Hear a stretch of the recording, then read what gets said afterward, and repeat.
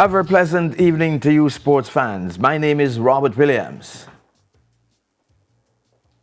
And I guess. And I'm Roger Hasfell. Okay.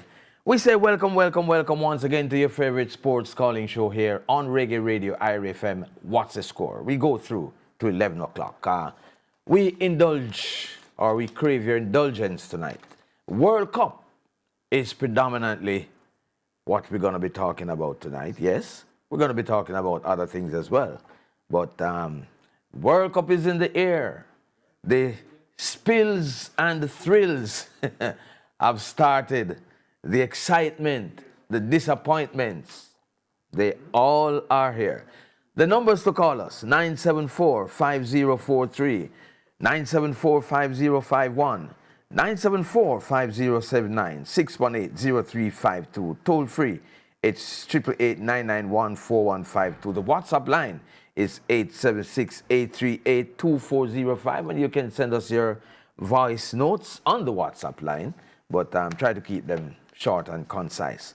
You can also join us via Zoom. The meeting ID is 824-891-93303. The password is 666-266. We're also on YouTube and we're also on Facebook, so you can go there and be a part of the program with us. So, Roger, I think to ask where we kick it off tonight would be appropriate because, as I said before, predominantly we're going to be talking about the World Cup. What a World Cup it has been so far. Yeah, certainly. As you said, the thrills and spills, especially the spills, have started for some of the big guns already. And trust me, this week, for the remainder of this week, every day, a big team is gonna get hit. So everybody be prepared. but you know the interesting thing about a big team will get a hit every day. Yeah, the interesting thing about it, is that from right here now, we can say the 48 team format has worked. It has worked because if for any other reason you get a lot of big teams clashing with each other from early out in the tournament. In other words, you have more high-profile matches. What could we have asked for on a day like today when you had Brazil, the 5-time champions, playing against Japan, and how it unfolded? It would have to be considered as a high-profile match because of how Japan got into the round of 32 and how they were playing throughout the group stage. So that would have to be a high-profile game. And then this evening, later on this evening, we had Paraguay against who? Germany. And the Germans are heading home. World Cup is over for them. And yes, at the moment, we have the Netherlands playing against Morocco. It's still goalless after the first 45 minutes in that encounter. But trust me, it really is looking good. But we talk a lot about the World Cup in a little while. Don't forget that the West Indies won a test match. Don't forget. Anybody know? the small matter of a World Cup make we all distracted. Yes. West Indies win a test match, people. In 4 days. West Indies win a test match when nobody now look. No. It doesn't end there. By an innings. Yeah? Yes. They said never rain. Why? It look like we need more distractions. we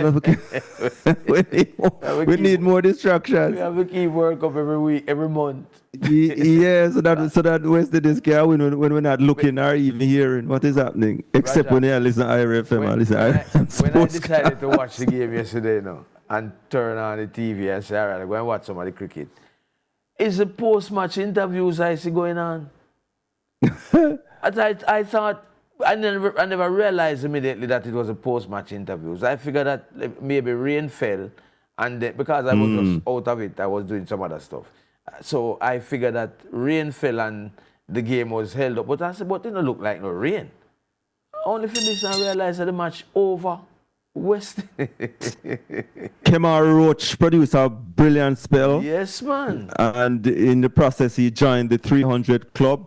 Giant And Kirkland, there are fears that maybe he'll be the last West Indies cricketer to take 300 Test wickets. because they're not lasting so long again. Yeah, and you just don't know how things are evolving into where this Test cricketing is concerned to over the next, medium to short to long term. Yeah, who's the closest persons? I think maybe just over 100 or so. So, Going to take a while. Yeah, so there are fears that he may be the last bowler West Indies to join the 300 club. But and then to balance congratulations to him because, he had some issues. He was training out here with the team during the white ball series. I remember that, so he delivered in the end, And then to balance it out, we had a little brother named Amir Jangu. Him ever scored a century yet before? I don't think he ever scored a century yet. I know him was a double century scorer. Yeah. Yeah, well, he has been around. He has been around for a while. That we know. And then Rastan Chase also had his highest score. So who that? Rastan Chase. Chase, the captain. Yeah. Yes. First century as a captain. So, yeah, Rastan Chase a captain, man. His team. Yeah, that's what I'm saying. His first century as captain of the West Indies team. So, how all the things going down in Antigua as far as the cricket is concerned? Big innings. Long time West Indies not scored that amount of runs. 600, brother. Yeah, man. We're going back to George Edley them days. Long time when I hear them scores there. Yeah, man. George Edley days, them scored them, man. Yeah, man. We hardly had them scored in a Viv them time, much less. But... And then we had this little, the J3s named the team for the Commonwealth Games, the NACAC under 18 and under 23, and then problem again. My goodness. Problem. Damisha Rosewell not selected because her name was not on it. Her name not on a long list that was submitted in March. But I still need to know why the J3 apologized, though. I mean, I want to know what's the basis of their apology. But they don't need to, but I just need to know what is the basis for their apology. But if you do something wrong, you apologize. Because what was wrong? Them never have her name on the short list, on the long list.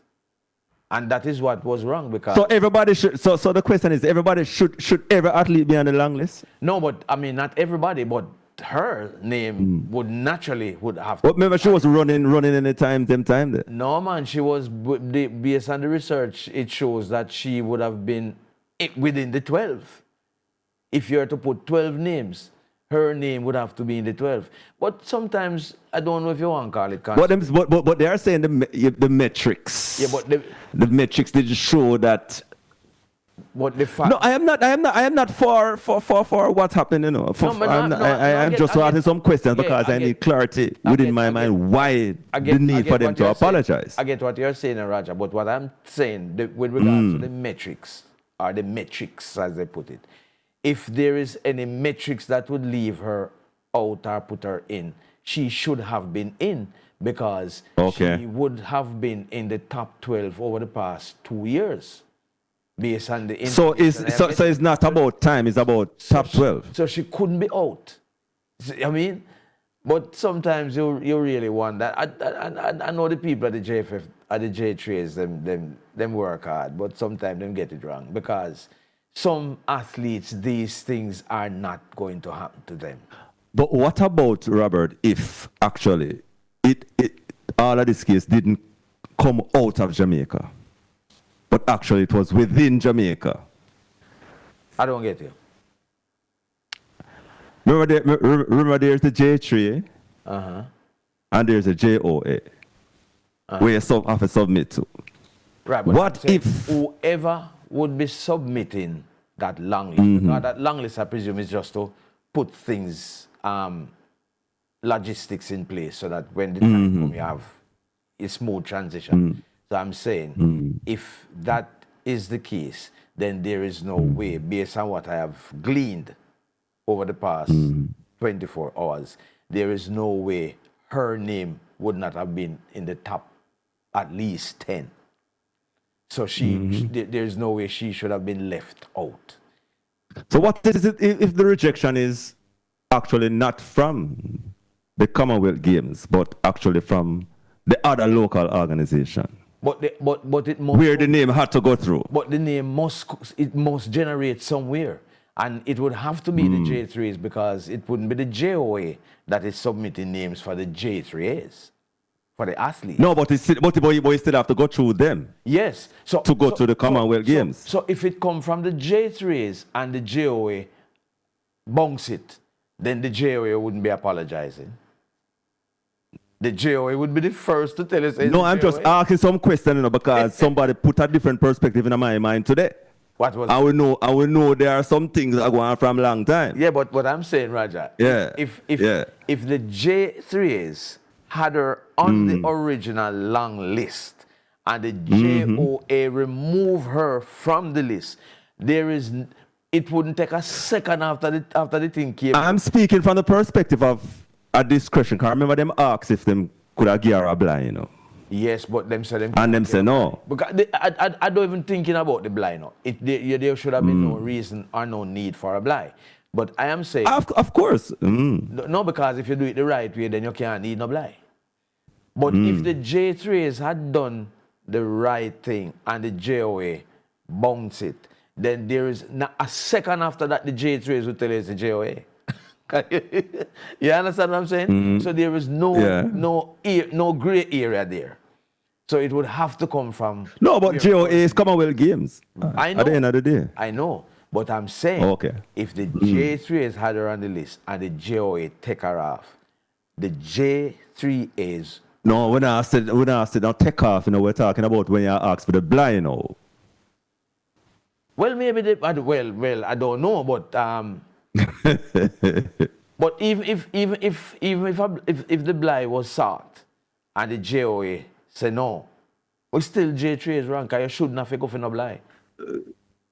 You should have known. I accept and I agree with you, but I'm just speaking from the point of view from when you reach a blind part, no. I'm not subscribing to that, because you see, especially like how them two organizations are the best about, it's not both and body. You should have make sure say. That's why there's a perspective nowhere come up in the midst of the thing right now. The fact that the J3s came out and apologized means that the J3s never got it right. Regardless of what happened after, the J3s never got it right. Yeah. But I am not disputing that. I'm just saying when you reach a part of the blind. I would love if somebody could tell me that I am wrong. But I don't see. We shouldn't have no. When you can get the thing done properly, we do it properly. We don't need to get no blind. Just do the right thing. But it just crazy how an athlete who was in a particular position last year and the year before end up not being on the list because of performance matrix. It don't seem all right. All right, so we run to a break. And she refused the apology, actually, because remember she has flatly rejected the apology. So she has rejected the apology. So she man. So she vexed. Yeah, man. She vexed. Yeah. Wow. It's rough. Remember, something of that nature occurred when we were going to the Olympics in Japan. Right. What's her name? Yeah, Naoka Clunis. Right. The amateur, yeah. I'm wondering if it's the same thing. But that time was it Melissa? I don't think it was. I don't think it was Melissa. the same. There was I don't think hurricane. it was. That this was some clear oversight, clear mistake they had made at the time. Right. It wasn't had to do with any qualifier. It had to do with the hurricane, and then power was out, and there was no connectivity, and all kind of thing. Anyway, all right, let us run to the break, and we come back. We start the World Cup conversation. Be a hero. Give blood and help save lives. Tune in to the 107s this Tuesday, June 30 from 10 a.m. to 2 p.m. as we bring you an outside broadcast from the Northeast Regional Health Authority blood drive at the Anata Bay Hospital. One blood donation can save up to 3 lives. So come out, make a difference, and help strengthen our community. That's a live outside broadcast from the Northeast Regional Health Authority blood drive at the Anata Bay Hospital, Tuesday, June 30 from 10 a.m. to 2 p.m. live on Roots Rocking Reggae Radio, IRA FM. The heartbeat of the nation. 321 Productions and RBG Alliance presents CRC, 3rd Annual Conscious Reggae Concert from the farm to the fest on Saturday, July 11 from 12 noon to 12 a.m. Live in concert, the Abyssinians, Aisha Bell, Mary Isaacs, Genoa, Aisha Strass, Newton G, MC Stallion Powers, and Ron Mouchette at Jamins, One Park Place, New Kingston, next to Emancipation Park. Admission $2,500 pre-sold, $3,000 at the gate. Children under 12 years free. I just wanna have fun. So me send me a gold magnum, $700 give you one. That me need any biz turn up. Magnum, the champion of dancehall. Must be 18 years or older to drink. Drink responsibly. Hungry for that real Jamaican food, but nowhere to go? Look no further. Falmouth Chicken is simply the best, with a wide range of scrumptious, mouth-watering chicken combo meals. Barbecue, original, or spicy. Why not try their wings combo special? Spicy, barbecue, original, or mango chili. Their burgers have satisfaction in every bite, morning, noon, or night. What are you waiting for? Located at 15 Duke Street, Falmouth, Thrifty Gas, Barnett Street, and City Center Plaza, Montego Bay. Falmouth Chicken, simply the best. That's right, Jampin in association with Busta and Little Caesars presents the Jampin Cheerleading Finals! Saturday, July 4th, Wilmer's Boys Auditorium, 10 a.m. to 8 p.m. Come and see the thrills, the chills, the excitement! Featuring the first ever Cheer Fit after party, the best team party of the summer! So I really representing for Jam Fit in July 4th, make sure I want to roll out and bust a move. The Jampin Cheerleading Finals, Saturday, July 4th, Wilmer's Boys Auditorium. Adults 1,500, children under 12, 500. Sponsored by Busta, Cookie, Chubby, Little Caesars, Curve, PBS, Western Sports, and IRA FM. Elite. What a hassle, Maxine. Me have to go to 3 different pharmacies for full one prescription. Then Beverly, you never hear me talk about Dean's yet. You can get everything on your prescription one place. Dean's Pharmacy Papine. For all your hard-to-get medications, over-the-counter and chemotherapy drugs and gift items, check Dean's Pharmacy Papine. They'll have it when nobody else does. Dean's Pharmacy, feeling better starts right here. Montego Bay, we're here! It's time to transform your space with Home and Things. Your construction finishes superstore is now open in Ironshore. Come explore our stunning new showroom at 1215 Providence Way. From tiles and bathroom fixtures to stylish fittings and home decor for every budget. We have everything you need to build or renovate in style. Quality you trust at the lowest prices guaranteed. Visit us today at 1215 Providence Way, Ironshore. Jamaica builds with Home and Things. Football season, energy up, any bet. Pick your play, pick your play. Big match vibes make us celebrate. Pick your play, pick your play. Every match is a chance to win. Pick your play. See the odds, I'm locking my pick. Think you know about football? Pick your predictions and put it to the test at anybet.com. Bet on match winners, goal scorers, live betting, and tournament champions. Online or in store, every match is a chance to win. Anybet, your best bet. Sign up today and pick your play at anybet.com. Must be 18 and over, bet responsibly.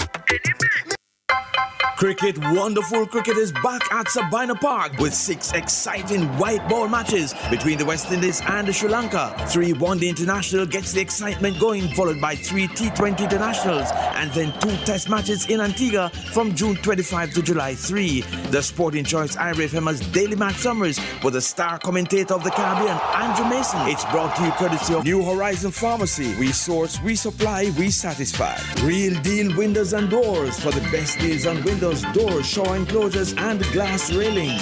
Falmouth Chicken, looking for scrumptious food? Falmouth Chicken is simply the best. Open every day. Beverly Hills Pharmacy, guiding you to a better health. And Contractor Music Marketing, promoting Good Up, the hit single from Chris Thomas and Shaka Paul, now available on all digital platforms. Good up, good up, good up, good up, good up. Cricket, wonderful cricket. West Indies against Sri Lanka.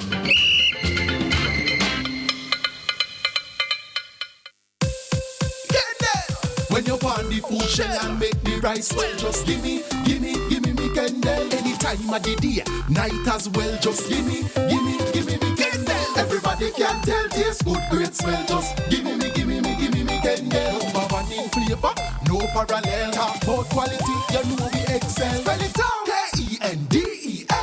Gimme me Kendall. Another quality product from the Carimed Group. Just gimme me Kendall.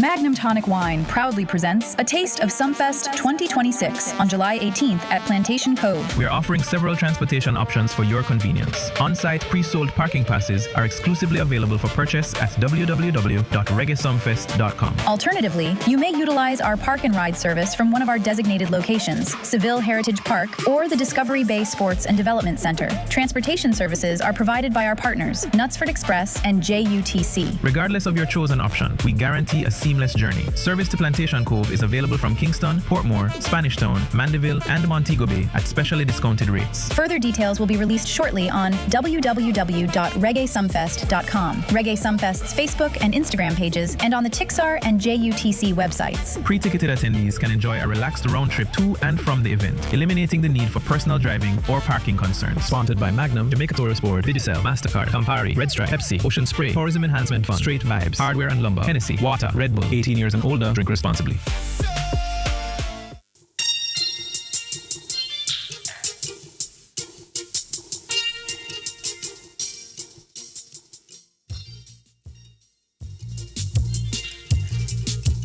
Welcome back to What's the Score here on Reggae Radio IRFM. 23 minutes after 9 o'clock it is, and we're getting into what we call the playbook.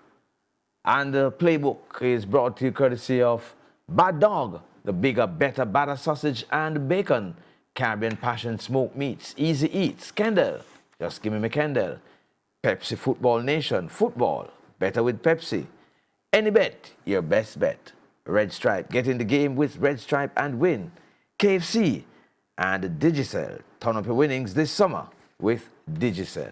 So we kick off the conversation with regards to the greatest show on earth. But just before, let us take a call, and then we head into speaking with our panel. Caller, good evening. Good night. How are you doing? Well, I'm a bit happy. West Indies, in spite the World Cup, distract the people from the West Indies. But for me, I feel good for the win. So, as I would tell Raja from day one, that they're heading for the straight away now. Mm-hmm. They already turned the corner.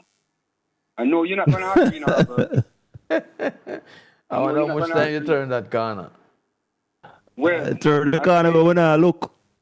Well, at least when you guys wake up and smell the coffee, you will see them heading for the finishing line. So, for me, they turn the corner heading for the straight away now. So, it sounds like we're going to win the second test, too? Sure. Okay, interesting. We would win the one day too if it wasn't the rain. No, we didn't win the one day. Yeah? We never won the one day tournament. No, we won the T20. We never for the rain. We would win it 2-1. So you say it's because of the rain. So why Sri Lanka was able to win because of the rain and we weren't able to win? Well, we don't have to go there, it's just a part of the game. You're just lucky to win that one. Okay, boss. All right. So when we're gonna have Tapa on the program, Scoreboard Extra, the feature that's coming. A long time I don't talk to Tapa. Call him, man. I've been trying to get to him, but I'm not getting him.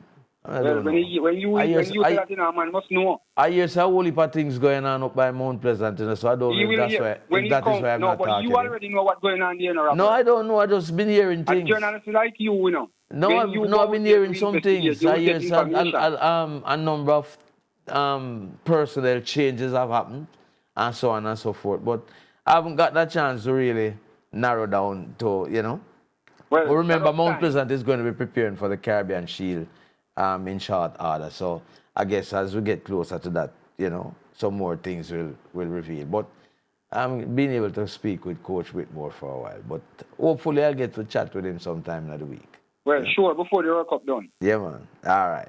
Big give thanks and big up Mr. Do It Walker from Atlas to watch us. My good friend and co-worker and supervisor. He's talking right now, so may I beat him up. You hearing them story about Mount Pleasant, Raja? I hear some story. No, I'm not hearing no story yet, but Yeah, you're not surprised anything will come out. We hear some names calling who are not there anymore. But can basically confirm it, but I don't really want to say nothing until I confirm it. But from me hear it, I know I saw it go, but I'm not going to say it yet.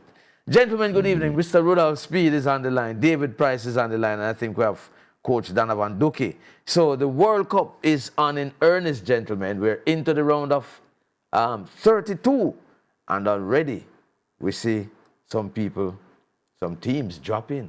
But the first question I want to ask, I mentioned it a little earlier, Roger. The 48-team scenario seems to have created some more excitement to the World Cup than we would probably have had, because we have far more high-profile matches. Gentlemen, how do you respond to that? Anybody agree with me? I'm not hearing me guess them. David Price, Rudolph Speed. All of them need to unmute. Gentlemen. All of them, yeah. Gentlemen, I wonder if them hearing it. I don't know, but David they Price. are muted. They're all They muted. remain muted. Yeah.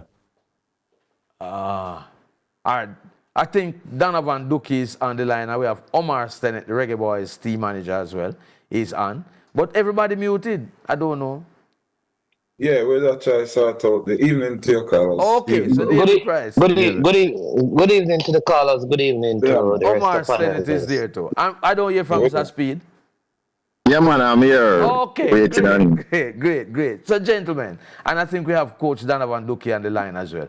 I am saying that the 48-team tournament has so far turned out to be a success at this stage, solely based on the fact that the high-profile matchups are early and is generating a lot of interest. All the stadiums are packed, I think, as a result of this. What say you, gentlemen? Let us start with David Price.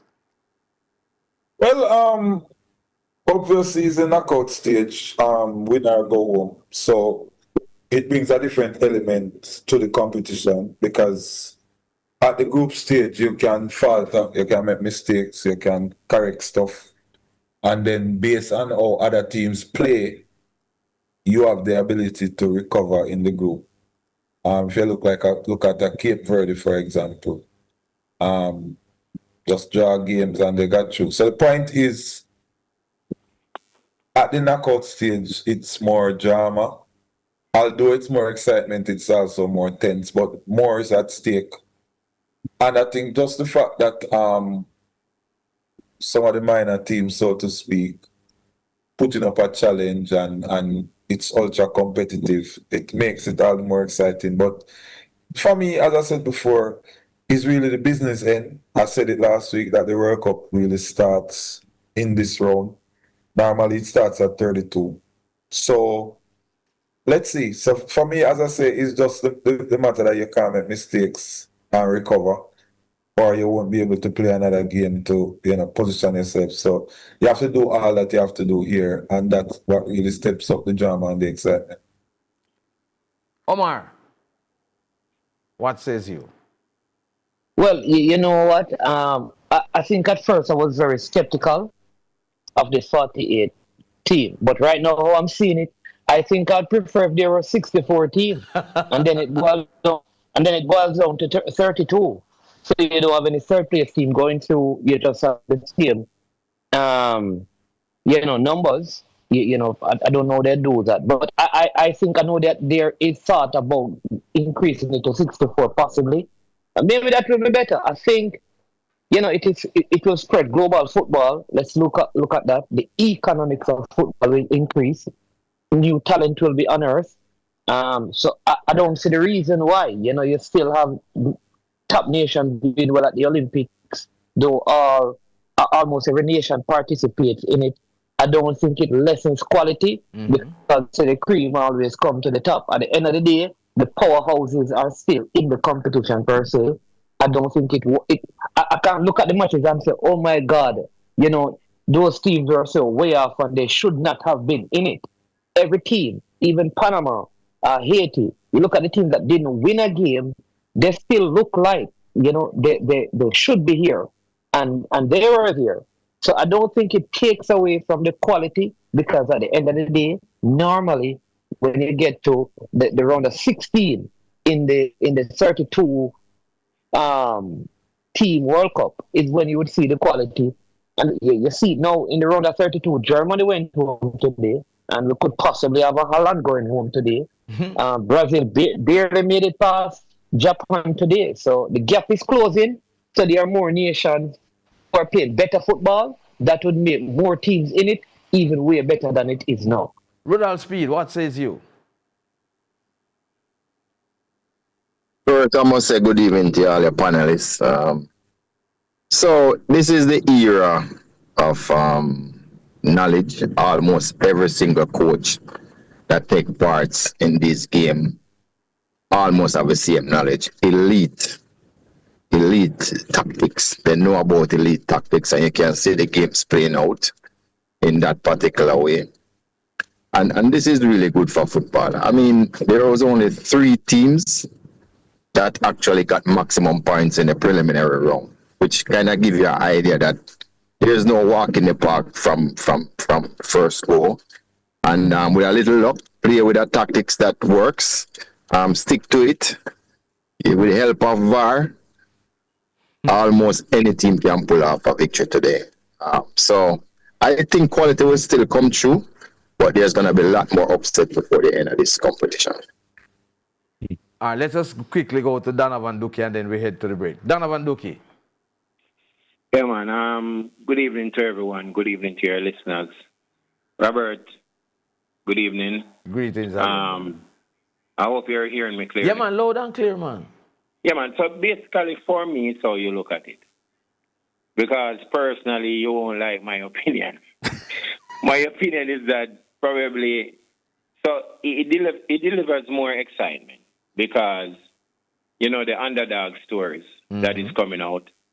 But I believe now, if you look at it, while it would generate more quality in this round, it kind of dilutes the quality in the group stage, don't you think? And then on the other hand, now you could look at, say, global growth, like how it has expanded and in terms of revenues across the world and heighten more interest. But you're thinking the right boxes, it dilutes the quality in the first round. And build up to a crescendo. That's true.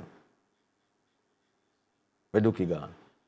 Yeah, I never heard that. No, I'm saying it builds up to a crescendo. So you say it diluted in the group stage, but it builds up. Yeah, in the group stage, and then it builds up. Mm-hmm. So, it depends on how you look at it, what perspective you're looking at. All right. So I'm saying it will deliver more excitement. Mm-hmm. Because that's what the World Cup is really supposed to be about, excitement and thrills. Yeah, but in the group stage, you had quality from the start till the finish when the team was lesser.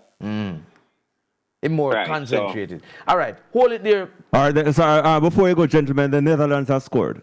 Okay, so it's 1-0 in terms of 72 minutes, 73. Yes. All right, so we're running to a break now. We're a little past the break. So when we come back from the break, we'll continue the conversation. Let's go to the break.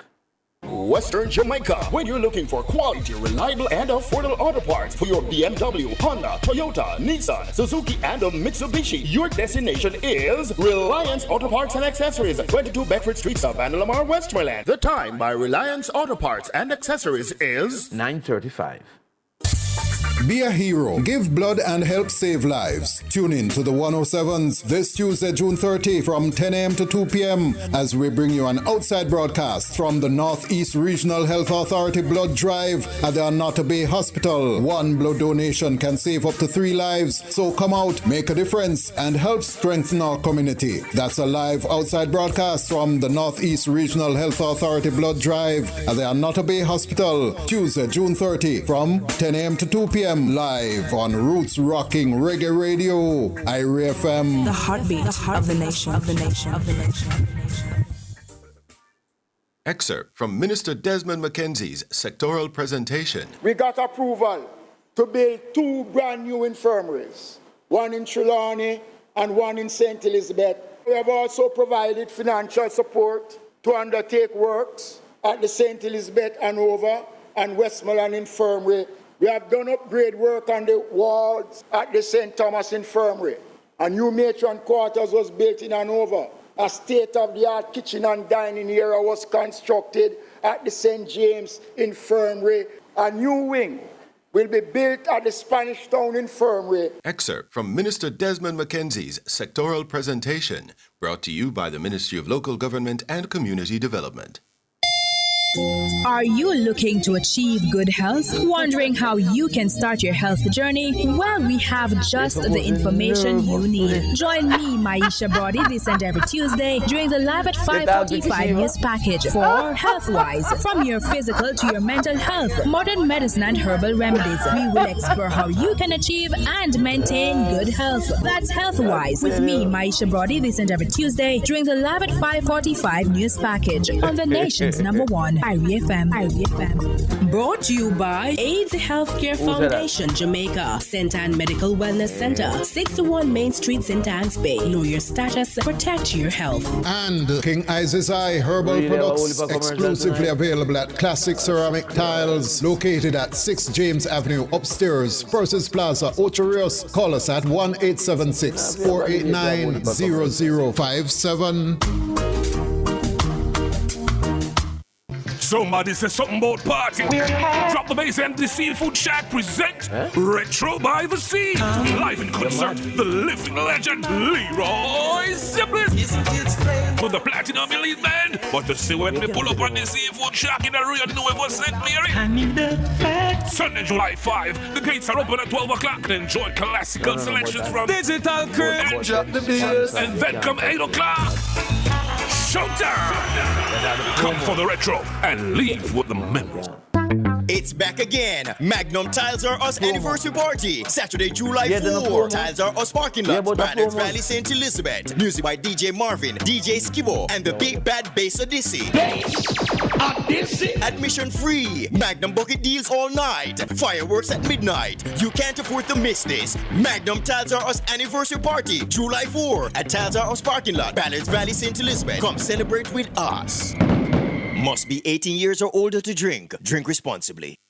Every great event starts with the right setting. Whether you're planning a party, wedding, corporate retreat, concert, festival, wellness experience, 5K, product launch, or community celebration, the Urban Development Corporation offers exceptional venues across Jamaica to bring your vision to life. From the vibrant waterfront atmosphere of Harmony Beach Park, the pristine shores of Otrius Bay Beach, to the timeless natural beauty of Laughing Waters, our venues provide the perfect backdrop and convenient parking for unforgettable experiences. Visit our website and social media at udcja.com or contact the UDC events team at 876-656-8446. Let us help you create something extraordinary. UDC venues, extraordinary places, unforgettable experiences.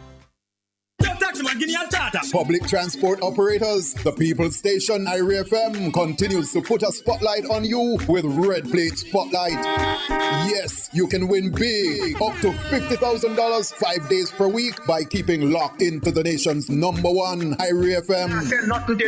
All you have to do is send in your plate number via WhatsApp to 876-350-2838 and just tune into the 107s to hear when your plate is announced. You don't have to send your plate more than once. As one sent in, it will be announced some random day, giving you 20 minutes to claim your cash prize. Red Plate Spotlight is brought to you by Tiles R Us. Valleys Valley, St. Elizabeth. Tiles R Us. Massive auto parts and car sales. Link us first. Pineapple Ocho Rios, 876-298-6413. We got you covered. Welcome to Deposit Insurance in a Minute. JDIC provides deposit insurance to each depositor based on their ownership category, up to $1.2 million at each bank and building society. So what that mean now? What it means is Deposits in each bank are insured separately, up to $1.2 million, and deposits in different ownership categories, such as individual accounts, business accounts, joint accounts, and trust and nominee accounts, are also insured separately in each bank. So wait, if me open my account in a 2 different banks, the 2 of them cover 1.2 million each? That is it. Even if you plan for open 2 different categories of accounts, like 1 individual and 1 business account in the same bank, JDIC insures them separately under the deposit insurance scheme. That's how deposit insurance works. JDIC, protecting deposits for you and me. Welcome back to What's the Score. We're into that segment of What's the Score, which we call the Playbook, and it's brought to you courtesy of Bad Dog, the bigger, better, batter sausage and bacon, Caribbean Passion, smoked meats, Easy Eats, Kendall, Just Give Me McKendall, Pepsi Football Nation, football, better with Pepsi, Any Bet, your best bet, Red Stripe, get in the game with Red Stripe and win, KFC and Digicel, turn up the winnings, or turn up your winnings this summer with Digicel. On the line, we have Reggae Boys coach Rudolph Speed. We also have Reggae Boys team manager Omar Stennett. We have coaches Donovan Duki and David Price. Me not leave out nobody. All right. Okay. So, gentlemen, Germany went packing from the World Cup today, early. Let us start with Rudolph Speed. What led to the demise, in your estimation, of Germany so early in the tournament? So, the tactics that was, trust me, Paraguay, nobody thought they would even come out of the zone when they played first, right? So, scraping through to the second round, nobody thought they could even put up a fight against a mighty team like Germany. But I thought their tactics was good. If you notice, the football game is not 2 halves anymore. It's 4 quarters. So that's a fundamental change. And Paraguay came out and decided that they were going to keep the game even for the first quarter, and they did. The second quarter, when the cup come for that water break, the coach was able to talk about some different tactics that they could employ, and you could see them push back Germany just a little bit in the second quarter, and then they scored. And then after that, they went back to just trying to hold on. The truth is that other water break helped them tremendously, and then after that it gets easier because in extra time is 15 minutes, which is even a shorter period for them to hold out. But this is the worst German team I've ever seen when it comes to penalty kicks. Usually German is very efficient. I was shocked the players didn't even look like they know how to take a penalty kick. As a matter of fact, I was just predicting everything that they were going to do when they were walking up to kick the ball. Even the last kick, I was saying over the bar. You could have seen that he had no confidence. He was just leaning back. He actually picked out a spot, but it went too high. So, as I said, VAR overruled a goal. To me, is the age of VAR tactics, water breaks, 4 quarters. Some team not used to that anymore. Omar. Yeah, but let me make a comment here though. Leading up to the World Cup and when the preview for the World Cup where Paraguay is concerned, they have a style where they're not attractive. They're gonna frustrate you. They're gonna do exactly what they did today against Germany, and it has been carrying them through the qualifiers, and it is now taking them beyond the expectations as to where people thought they would have been. So from that point of view, it would appear that Paraguay, they are just sticking to what they know and hoping that they can carry through. Because at the end of the day, the people in Paraguay are really business. Them just want to know so them team are advance and advance and advance. It's true, but I also thought that Germany had a formula that they used to equalize when they came out back the second half. And then they abandoned it. Just cross the ball into the box at pace. And they put on a tall player. And if they had just stuck to that tactics, I think they would have gotten the second goal. But as I said before, yeah, you have to give Paraguay credits. They stuck to their task and do what they had to do. Aided and abetted by the stops and the VAR, as I said before, and just a different way of playing the game. Everybody have the knowledge now of what to do in certain circumstances. David Price. Yeah, Germany, of course, since Germany were champions in 2014, they have not passed the second round of the competition. 2 group stage exits in the last one, and pretty much is the extension of the league. So basically, they never passed the round of 32 since they have been champions in 2014. Almost like Italy, when Italy qualify, Italy will win. So it's not surprising historically, but of course, anytime you hear Germany versus Paraguay in your sleep, 9 out of 10 times they're giving Germany the nod. So as Coach Speed said, I don't think there are much people who really expected this result. But again, with the knowledge in coaching and tactics being employed all around, it's just a matter of most effective tactic available. And pretty much once you can do that, Coach wasn't here last week, but last week I did talk about the 4 quarters again. You don't have to do it over a 45-minute span and have to wait for that long interval to start to come in as a coach. You do it for 25 minutes, 22 minutes. You get a chance to get in, get the team reorganized, refocus. As Coach said, first quarter we do this, second quarter we do this. So it's almost like a basketball game right now in terms of the time periods. So Germany didn't offer much, because one of the things is when you have these teams coming compact, giving you the ball, staying in low blocks, 5, 6, 7, 8 players behind the ball, you will need creative players to unlock these teams. And again, some of the teams, Germany, kind of getting back to the mechanical Germany that you know. You need creative players who can break down blocks. Coach Fee spoke about who missed the penalty. Voltemada and Kai Havertz are normally reliable penalty takers in the club scenario. And these guys play at high pressure. But again, World Cup is a different animal. And maybe even fatigue. They were run to 120 minutes, legs tired, you see, and then this disappointment, maybe not expecting to get Paraguay to push us so far. So you have to come. I said in my opening statement, this is no win or go home from the 32 stage. So any mistake you make, there's no recovery. You have to try that for the next World Cup. And I think Paraguay stuck to their guns.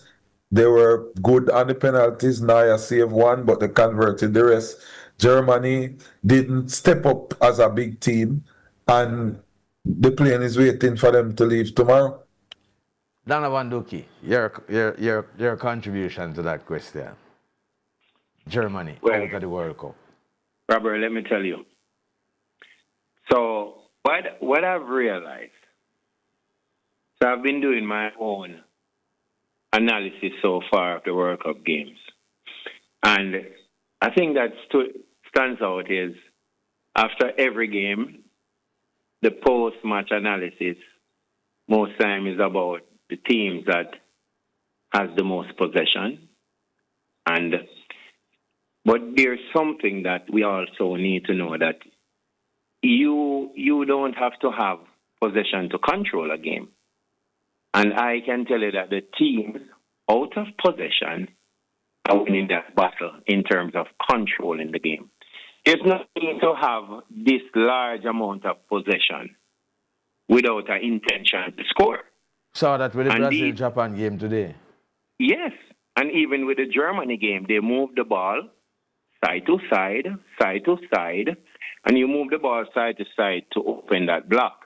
So one person will falter, they won't be in sync, moving across with the same distances between the lines, then you can play up the spine. What I think now is teams are comfortable sitting in that block and allowing you to play in certain areas. Now, what is absent to me is this game that I think it was Brazil against Croatia, when Neymar, Croatia was sitting in that block, and Neymar in the last World Cup took it up on his head. Dismissed one, dismissed two, 1-2 between the lines, and he ended up scoring the goal. I think he dismissed the goalkeeper, beat the goalkeeper, and scored the goal. I think the absence of a number 10 is really missing from this World Cup because the teams are struggling to play against this block. Now, when you talk about like ball retention, ball circulation, moving it from one side to the other, this is too slow. I'm identifying, especially in the first half. So in the second half, you saw where Brazil picked up the tempo. And then even when the teams in the block are baited and they come forward, the decision-making to play forward is absent. Because what you want to do now is disrupt and disorganize. And I think those are some of the things that hurt Germany and it hurt Brazil today. We can also argue the decision of the disallowed goal. Because I looked at it like 3-4 times, and in my mind, it's how you want to paint the narrative. Because I cannot say that the defender pushed the keeper out of the way deliberately. In my estimation, it was also the keeper that bounced in him and then initiated it. Yeah, because the striker wasn't even looking at the keeper. He's like, thank you very much. Thank you very much. So for me, it is the teams playing against the blocks and how poor they are in terms of that lack of quality and the lack of decision making.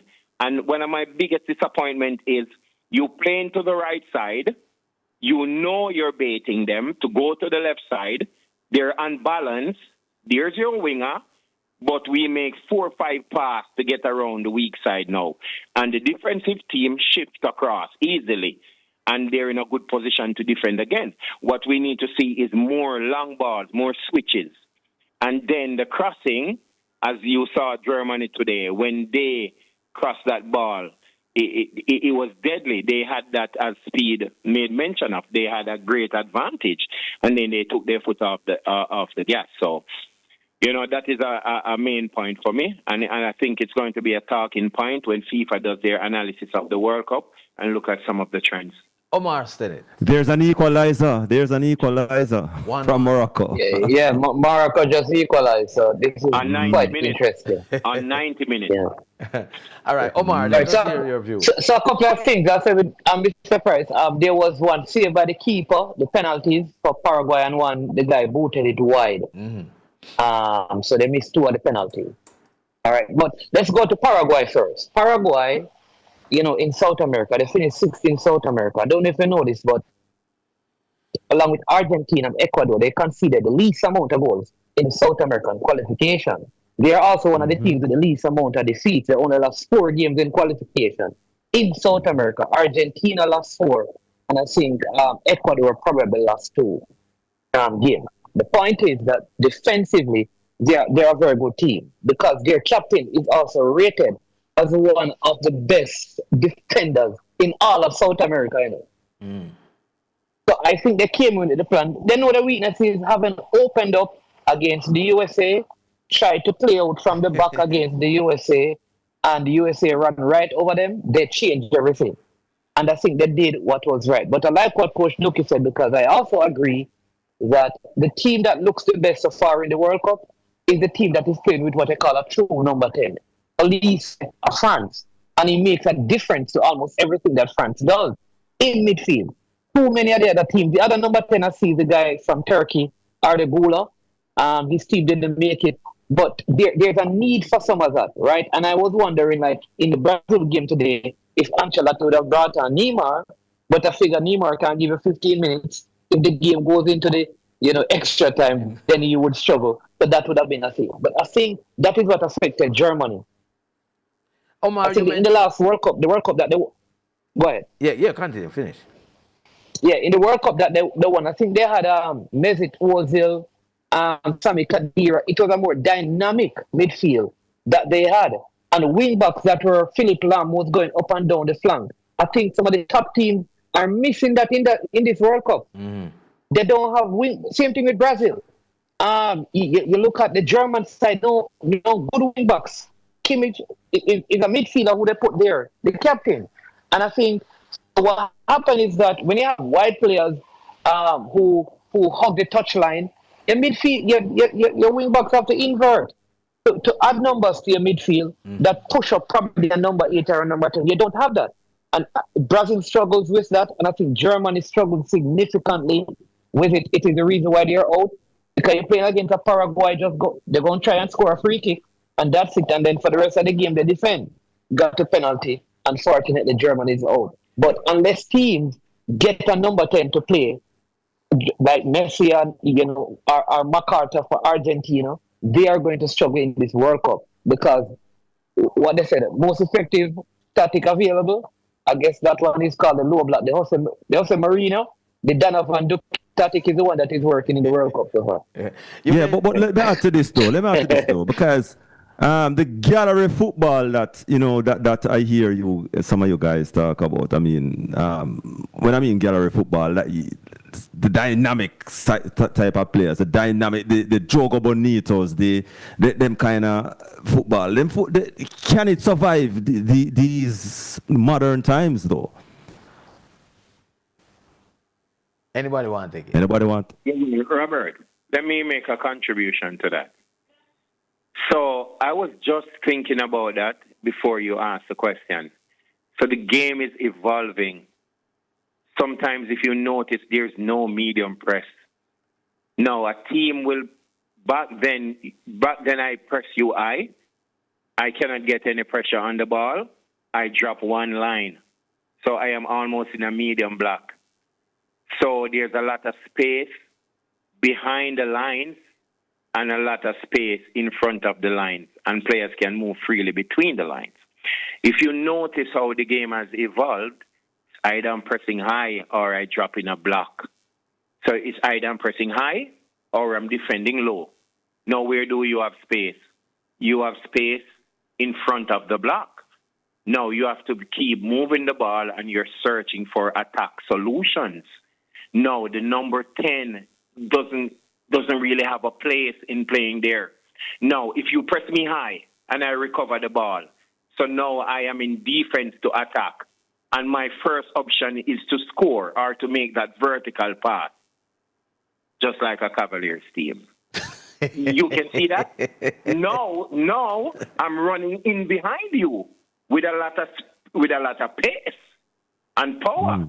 So the game has become this vertical back and forth thing, like it's basketball. It is evolving towards that because of how teams are defending. So teams are controlling how you attack them. They can determine that. I saw Japan do something today that I'm no coach, but I would call that a 3/4 press. I don't know if anybody observed that. Are you talking about the occasion when they scored a goal?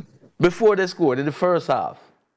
Well, Japan to me is one of the, when they played in the first round, they were exciting. They played some really good stuff in transition. And I just thought that they missed an opportunity to beat Brazil because they were a little bit afraid to do what they would have done in other games. I think, but back to what, the question that was asked. In this World Cup, you're going to say elite tactics employed by some of the coaches who are not afraid. Coaches who are afraid will probably not win the World Cup. It's this era where, if you notice, even the Brazil game, what they did was let Junior stay wide and put the goal scorer in like a half space and kept him wide. So that was what kind of opened up the game a little bit in Brazil's favor.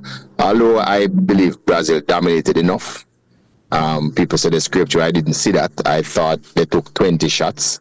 Anybody that take 20 shots off a goal with 7 on target, that means you're dominated with about 68% possession. I didn't think they squeezed through. The score might be close, but I thought Brazil was dominant right through. They missed, one at a time, Japan had to be clearing the ball off the line like a double clearance. There was a good save, couple good save by the goalkeeper. So I'm thinking that they did well because there's no more weak teams, and Japan is not a weak team either. So, but if you look at Ancelotti, even the game that I think Brazil have something going for them, even the game that they won against Haiti, Ancelotti just scored 3 goals and just turned off the turbo. So I'm not showing you guys nothing. Yeah, I want you to expand on that though, the Ancelotti factor in terms of, you know, him being there, that icy, almost scary, icy cool composure that he has and how he executes his. Could the Ancelotti factor play a big role for Brazil this year? I think so. In that particular match, look here, it's 8 matches to win the World Cup. 3 teams win 3 in a row, right? So 4 make 3 in a row. To win 8 matches at this level is gonna be very difficult. All the games, very difficult at this level with all these top teams. Therefore, some of our favorite teams will bite the dust as we go along. But you can see people like Ancelotti, very pragmatic. He's not approaching every game the same way.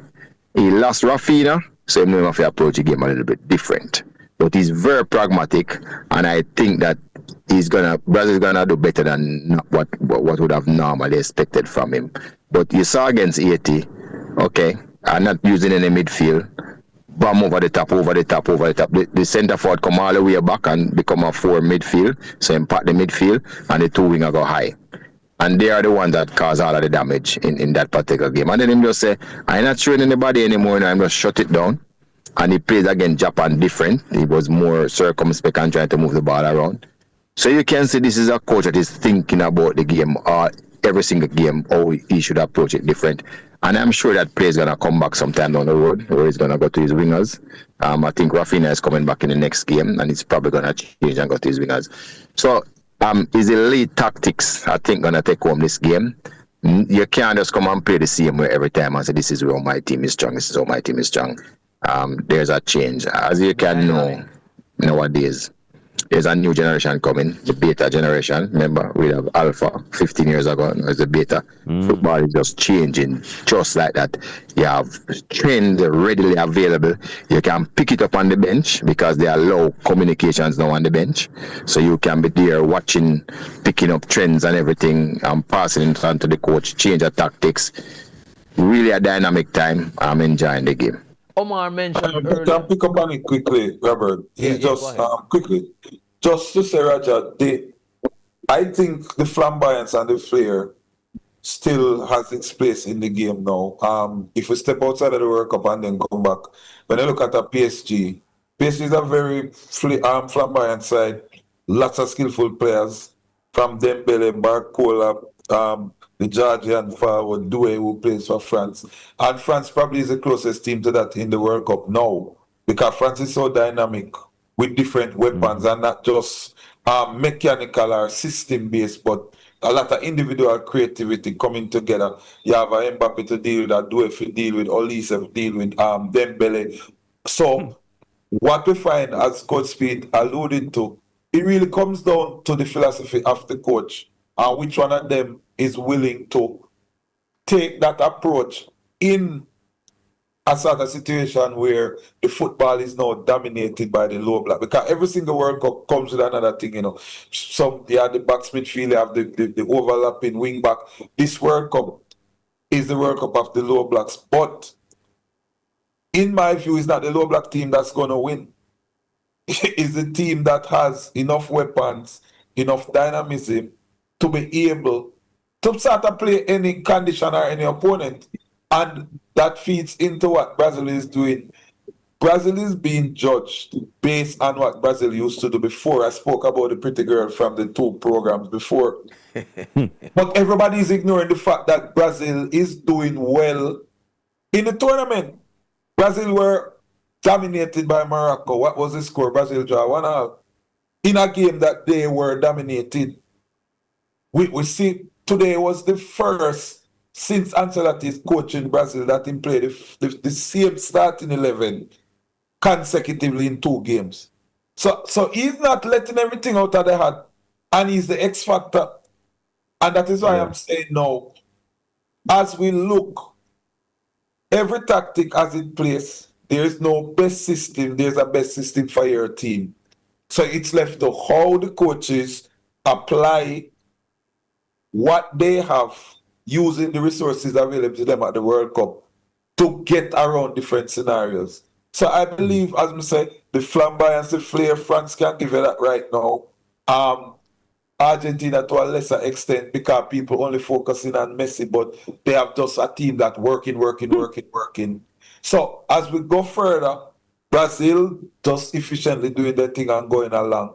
We will see which tactic comes to the fore, who will be able to outmaneuver the next. Because the metrics are there, the data is there, so some brilliance have to take place, even in the decision making of a coach or what the players bring to the table. So it still have its place. Interesting that you mentioned France. Omar mentioned France earlier.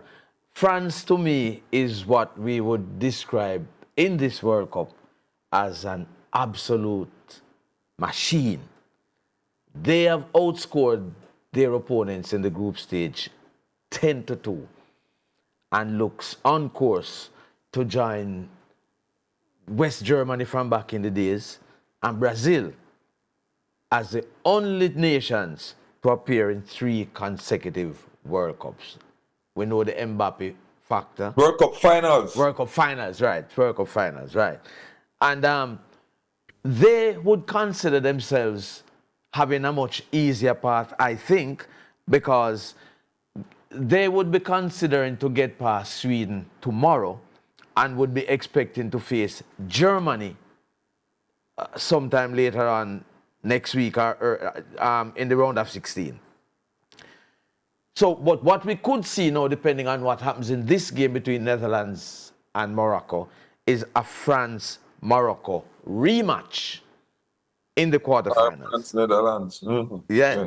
So, and maybe Spain if they come through in the semi-final.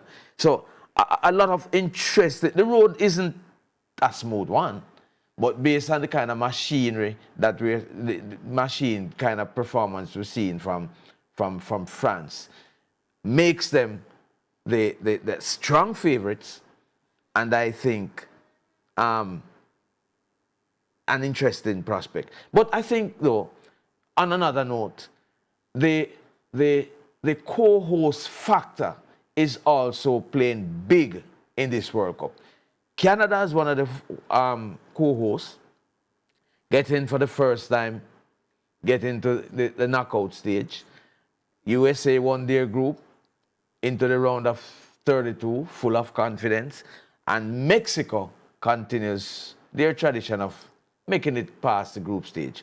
Your perspective on the home nation's perspective at the World Cup so far, gentlemen. Let us start with let me just go first. Oh, let me go. You want me to go first? Yeah, yes. All right. So let me just on the number 10.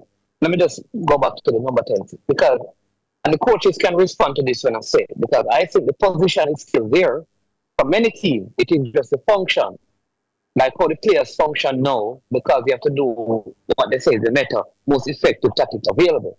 So some of the number 10, sometimes their function on the field is different from what it used to be, because we're used to number 10 not tackling, just waiting on the ball to come to feet to move. I think that part of number 10 play is done, but they are still important and necessary players, like Mr. Price said, that when you play against the lower block, you need them to string that pass, to break down the defense, to make a dribble. And Jude Bellingham does some of that for England. They have other players who do it as well.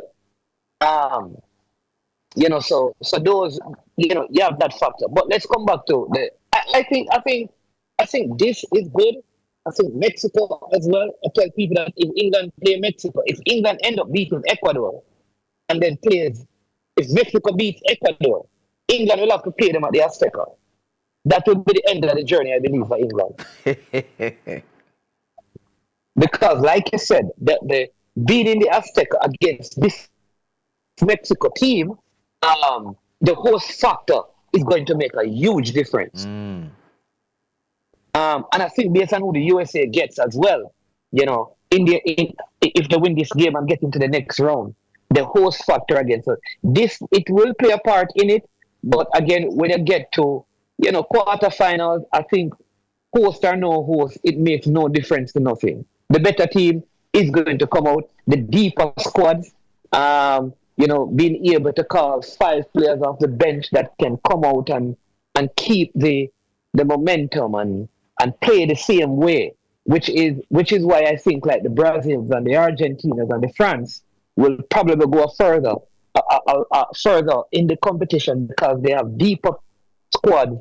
They can replace quality with quality. Some of the teams, when they make the changes, especially when they get into overtime and you're bringing on the 6th player, the quality sometimes drops. You get an injury, it messes up so much for so many teams. I think like a Canada is going to be affected by that because they have lost a player.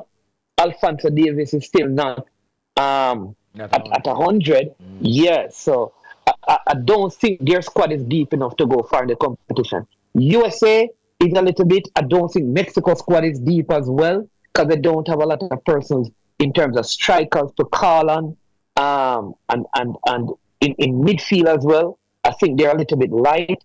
I think of the 3 teams who are hosting, USA probably have the deepest squad of them all. And so depending on who they meet, they could make it to the quarterfinals at least. Rudolph Speed. You need to unmute. All right, let us move across then to Robert? Yeah. Okay, if you want me to that. So I think as a spectacle, and it's good for the World Cup that the 3 host nations advance to the next round. So feel good factor within the country, the support obviously will be jumped up more. And then, it gives credibility to the whole awarding of hosts, As Tenet says, for me, as it stands now, the teams look good. You have to measure them up against who they would have been playing coming into this stage. Canada got a fair draw with South Africa. I mean, that was like our group that we failed to qualify for the World Cup. Everybody would want to be in that group. Curacao, Jamaica, Trinidad, Bermuda. It's the same thing. South Africa, maybe if they could pick, they would pick Canada. So anybody, so Canada is through to 16. But now your quality will have to come to the 4. Yes, the 12th man inside the Azteca, as Tennant said. And just based on the fact that England have not really kicked the ball out of the water, and they have been spectacular. So they are vulnerable. And I think that is one of the critical things in this. There is no flawless team. I mean, France probably looks good, Argentina to a lesser extent. But all the top teams are vulnerable. And this 4-quarter football, some people don't see the significance of it, but this 4-quarter football, it breaks momentum. It allows for some very important tactical nuances and tweaks. So if you are not at the right level when you need to be, you can find yourself going home. South Africa hosted, never passed the first round. So there's no guarantee for hosts, really. So what we need to see now is them bringing the football that they would have taken, especially the USA, from the first round. Here, Mexico, again, in Mexico, always a dangerous team, but yet to win the trophy. So we have to see. But one thing I can say, it's good that they came out of the group stages. Good advert for the World Cup.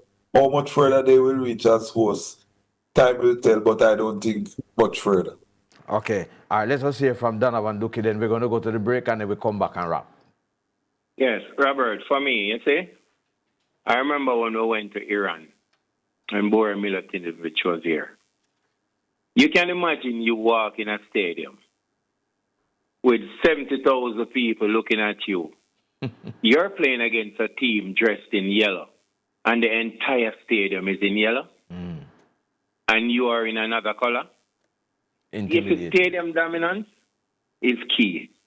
So when they talk about the 12th man, even when Jamaica qualified in 98. I don't think there's any better example of that than in the Azteca. Yeah. When Sumoes spoke about the 12th man, the motivation changes, the psychological lift is there. And it works. It works. But as the stage gets bigger and you're used to playing against bigger level players like the Mbappes and so forth, it will get less in terms of how it affects the mindset. But it is working for Canada and the USA, the host country. You can see the intensity that they play with. It's very different for me. All right. So, gentlemen, we're going to run to the break. And when we come back, we have your final comments as we put a wrap on the playbook for tonight. Let's go to the break. Be a hero. Give blood and help save lives. Tune in to the 107s this Tuesday, June 30 from 10 a.m. to 2 p.m. as we bring you an outside broadcast from the Northeast Regional Health Authority Blood Drive at the Annotto Bay Hospital. One blood donation can save up to 3 lives. So come out, make a difference, and help strengthen our community. That's a live outside broadcast from the Northeast Regional Health Authority Blood Drive at the Annotto Bay Hospital. Tuesday, June 30 from 10 a.m. to 2 p.m. live on Roots Rocking Reggae Radio, IRA FM. The heartbeat of the nation, of the nation, of the nation, of the nation. Ray and nephew, feel with culture. Pass the Ray, yeah, me want it. Feel all the vibes with me party. The recommended selling price at the nearest community bar for Ray and nephew. Campari or Kingston 62 is only $300 per drink and $1,800 per flask. Must be 18 years old to drink. Drink responsibly. This football season, don't just watch the action, be part of it. With Chris and Charles Score Big Loan Promotion, upgrade your TV, plan that trip, or handle what matters most, fast and easy. And here's the best part. Every loan gives you a chance to win one of 3 58-inch smart 4K TVs. So while your favorite team scores on the field, you could be scoring big too. Promotion runs May 11 to July 20, 2026. Visit any branch or Chris and Charles for details. Conditions apply. Authorized under Section 58.3 of the Betting, Gaming and Lotteries Act. Score big this football season on and off the field. The Island Traffic Authority administers the provisions of the Road Traffic Act, which speaks to road and vehicular safety. The entity tests driver competence for the issuing of learner's permits and driver's licenses, in addition to testing vehicles for roadworthiness. We have 15 service hubs across the island ready to serve you. Visit our social media pages at Island Traffic Authority to learn more about our services. The Island Traffic Authority, steering safety, inspiring change. Suppligent, boost you up. Suppligent. When me dip on the move, me not no time to stop. Suppligent, I'm a food and I think I'm not the box. Suppligent, vibes and energy and wings. Suppligent, boost you up. Suppligent, keep your French stock. Me boost your energy, keep you on track. Suppligent, for health and strength and daily food. Suppligent, they on top. Suppligent, vibes and energy and wings. Where the people want in the streets. Suppligent, boost you up. Just so my yard go nice! We're taking you on a joyride! Saturday, July 11th at the Mass Camp. A long time you not seen this! Tony Mataran! Black Chinese featuring Willie Chin! Jassy T from Renaissance! Stone Love! Super Twitch! And if that's not enough, featuring out of Sherlock Crescent! Baby Sham! The one you're not gonna know, man! Ray and Nephew Joyride! Saturday, July 11th at the Mass Camp! Cricket, wonderful cricket is back at Sabina Park with 6 exciting white ball matches between the West Indies and Sri Lanka. 3 one-day international gets the excitement going, followed by 3 T20 internationals and then 2 test matches in Antigua from June 25 to July 3. The Sporting Choice IRA FM's daily match summaries with the star commentator of the Caribbean, Andrew Mason. It's brought to you courtesy of New Horizon Pharmacy. We source, we supply, we satisfy. Real deal windows and doors for the best deals on windows, doors, shower enclosures and glass railings. Falmouth Chicken, looking for scrumptious food? Falmouth Chicken is simply the best. Open every day. Beverly Hills Pharmacy, guiding you to a better health. And Contractor Music Marketing, promoting Good Up, the hit single from Chris Thomas and Shaka Pau, now available on all digital platforms. Good up, good up, get up, good up, good up. Cricket, wonderful cricket. West Indies against Sri Lanka.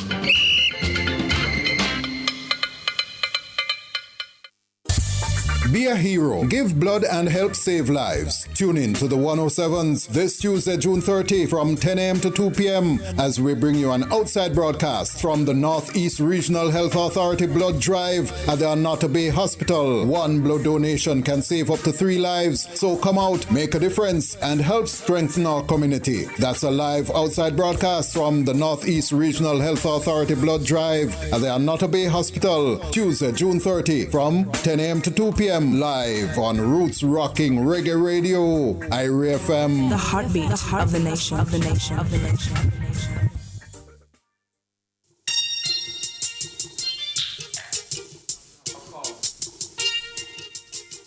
Welcome back to What's the Score here on Reggae Radio IRA FM. We're going to take a call and then we go back to our panel. Caller, good evening, welcome. Hello? Greetings. Yeah, man. Evan? Yeah, Robert here. Oh, Robert and Roger. Okay, yeah. Would I like to make a talk on the football and the cricket, see? Yeah, man, go ahead. Yeah. Well, would I like to see a coach rise up in a Jamaica where I deal with the football on a different level in terms of, say, physical training before the team going in a competition. And apart from that, you know, if you get no overseas playing, the same youth, them at Jamaica, yeah, a whole heap of skill there. Right? They can't play the football. Them only want to say, you know, them have to discipline. If you don't want them with discipline where you can talk to, we can take telling and everything, you work with them one day. And the coaching part I not talk about, but I like to see the team train. I want 4 months of physical training before any ball game. 4 or 5 months of physical training, get the team really fit. And then after the team fit, then the ball work starts in terms of, say, how to control, shape up, how to shoot, you know, the ball work starts differently before the competition starts. Modern football you're talking about, right? Football you're talking about? Modern football, not just football, modern football. Yeah. Okay. Yeah, I would like to see a coach rise up in a Jamaica where I deal with that the aspect of the training and the football. Because listen, you know, Robert, it's not that tough. Yeah, man. Robert, listen me now. You see, if you have a team, a very skillful team, a team where can play football, and you have a team where can, where no skill and fit, remember me tell you, you're going to lose. Because them youth, they're going to continue to run for you. See, you must lose the skill, but you know, have the stamina and the fitness like them. Okay. So them are going to beat you. Okay. And hear this now. You see, apart from that, all the rest of football nation are afraid of it. Oh, Lord. You hear me say? It's that the training. Listen me carefully, you know. And you say, oh, Lord, it's that the training now come into play. Then the world can't afraid away. But if that the training come into play, the world, the other football nation, them are afraid away. So we will be winning the World Cup? Then I must. Oh, Lord. Interesting. 5 months or 6 months of physical training, brother. Get the man them extremely fit. And then after that, and it's only players who live in Jamaica, that is? Only players who live in Jamaica, that? Only players that live in Jamaica. Okay. So in other words, just only local Premier League players? Definitely. Okay. Because them there, they don't want some discipline youth we can understand and listen to instruction and stuff like that. Well, you sound like you have the solution. Thanks for the call. So that's out of the way. Well, I know that's out of the way. Cricket. Let's go quick talk on the cricket. You just know, who are the batting coach for West Indies? Reefer. Paul is a bowling. Reefer. Floyd Reefer. Floyd Reefer. Oh, Floyd Reefer. Yeah, you know, him and a batting coach. The one Vivian Richards, the one man who go to war and know war stay.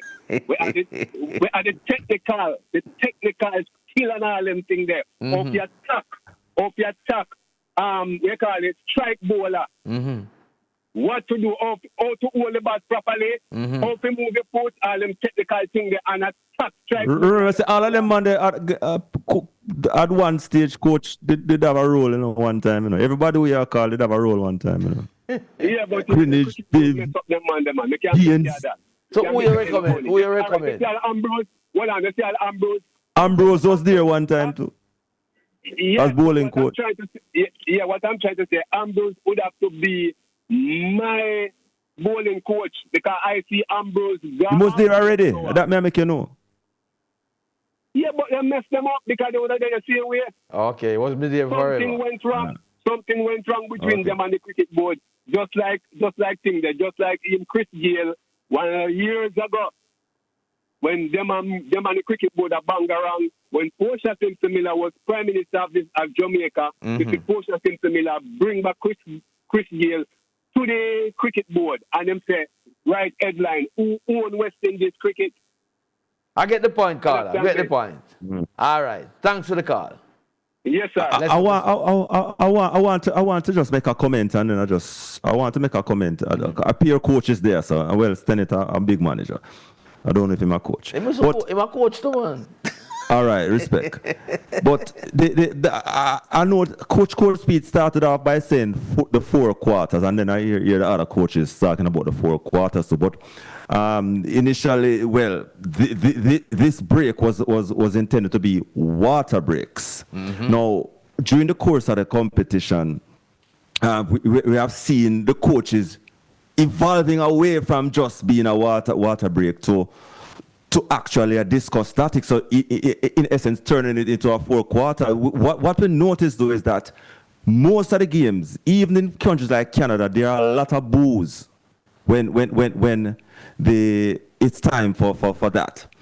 But as we say, going back to that 4 quarter thing now, when we hear the coaches are start, is it the direction in which football are barring taking out water break, but quarters itself? No, I think we're too embarrassed as football people if it says 4 quarter. But did you know that each one of those quarters produce $250 million in revenue because they were able to take ads for each game? For who? So the FIFA is able to take ads in these spaces because there is a break for a certain amount of time. And my rough math says like $15 billion for these. So I can tell you today how long is the EPL going to resist that revenue or those top leagues in the world. All I'm asking, how long you think they're going to take for resist it? So enticing. Not long. Oh, yeah, All right, let me respond to that because when the breaks came up, there were 3 reasons outlined in the FIFA document. One was commercial revenue, which is the Administrative Seats spoke. They also said because of temperature. That was one. They said, and then the third one was water and tactical for the coaches to make tactical adjustments. So they did make it clear that those would have been the 3 reasons for it. Now UEFA has come out and yeah, we never get that message. That is the difference. Yeah, man. So right. So it was made public though. So you can even Google it and you'll find it. But it is public.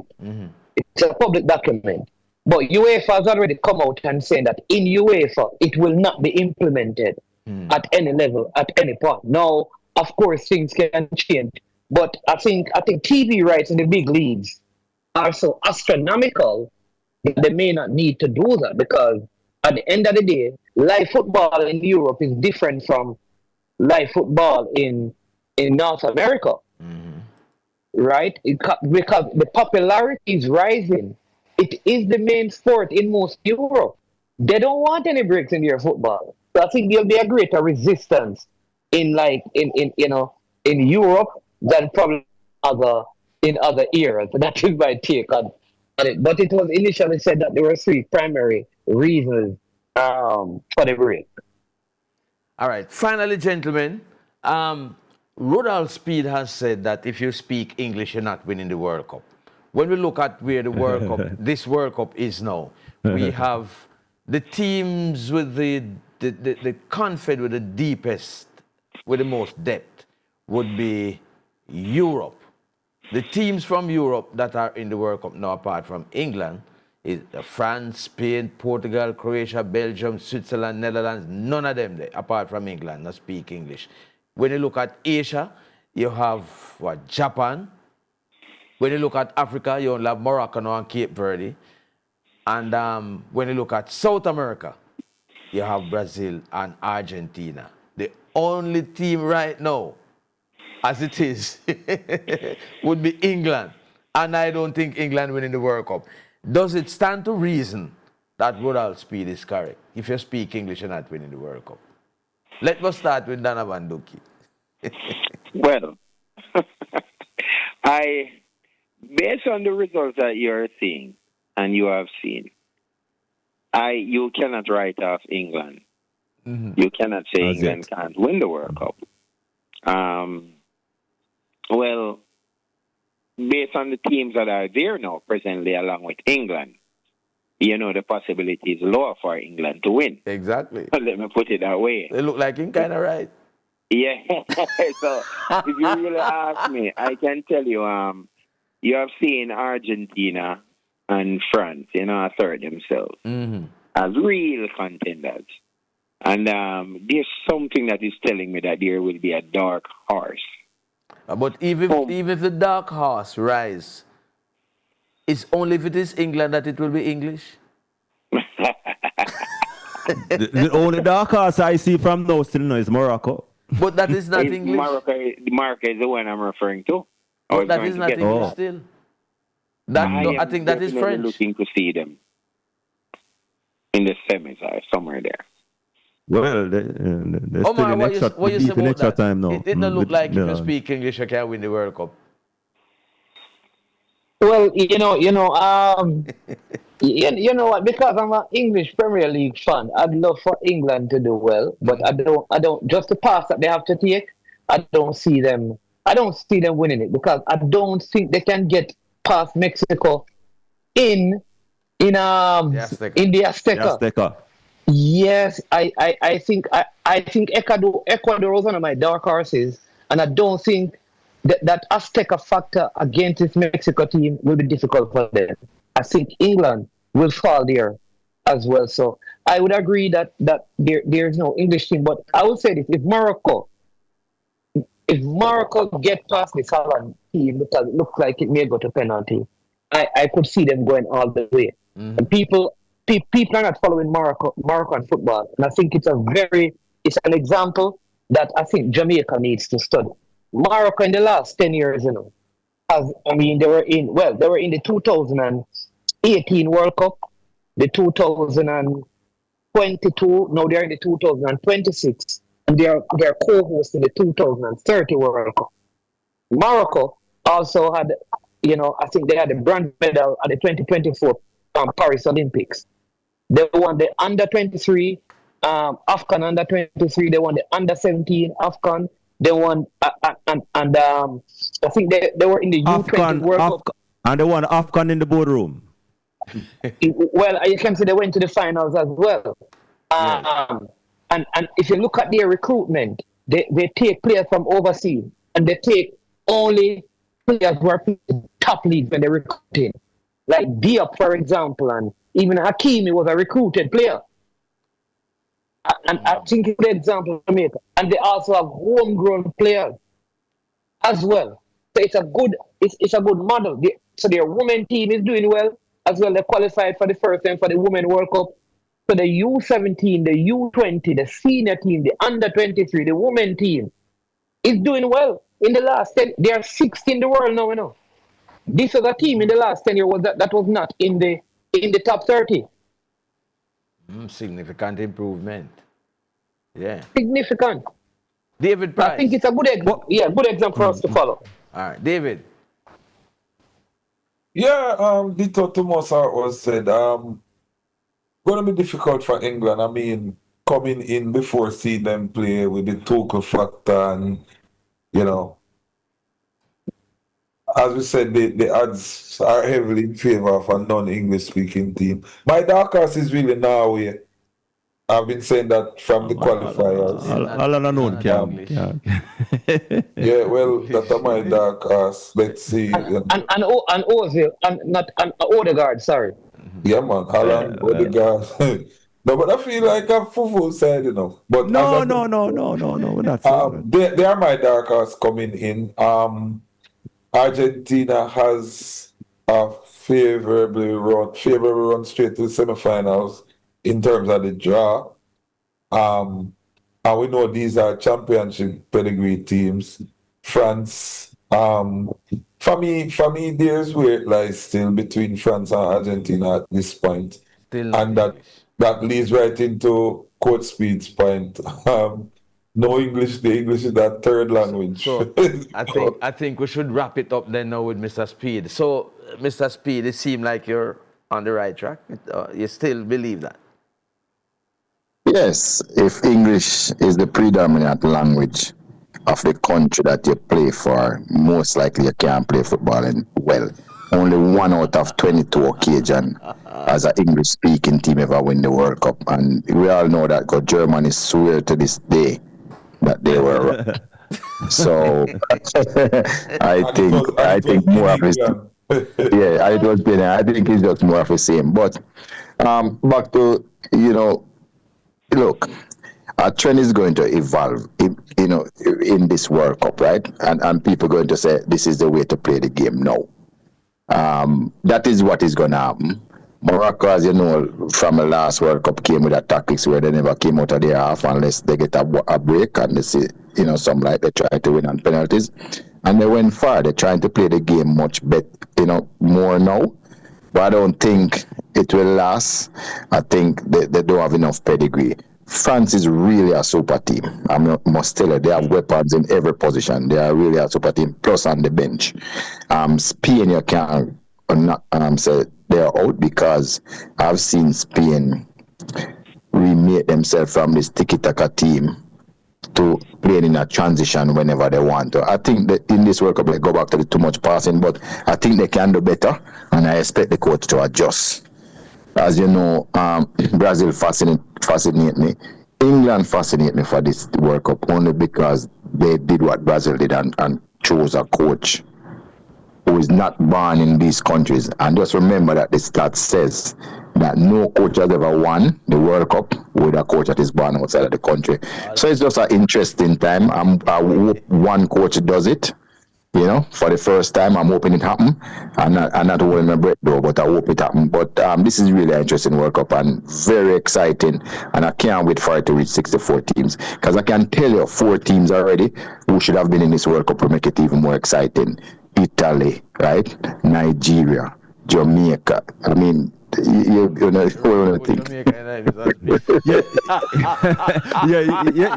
True. Score speed. True. But quickly, gentlemen, quickly. There's a white elephant in the room, the Messi factor. How is it panning out in this World Cup so far, gentlemen? Anybody? Nobody now want to take on that one. By how it panning out, finding out. No, man. Yeah. It's a white. There's a white elephant. No. I think Messi was very smart to trade Europe for America, where the game is easy on his body and his legs, and but he's still a dangerous player, very dangerous, because I think he has really morphed his game into what he wants it to be, and just enjoying the fruits of it. He's still dangerous, much smarter, because you get smarter at 30, 39, you do get a lot smarter. Sometimes your body just can't manage. But I think he has done the right thing. Come there. There's some of the best doctors are in the USA too, for treatment and everything, because they are a cutting edge country. And I think that is what has saved his career so far. And I think there's a lot more of him to come. I hear some people saying that, okay, they think he's going to come back at the next World Cup. Remember, Messi wanted to retire about 4 World Cup ago, and then he come back, and he won, and he was going to retire, and he's here again. And I'm hearing rumors that he wants to come back again at 42, 43, because Ronaldo is doing so well at 41. So, look here, we can only hope. I remember when Michael Jordan stopped playing, a lot of us stopped watching basketball.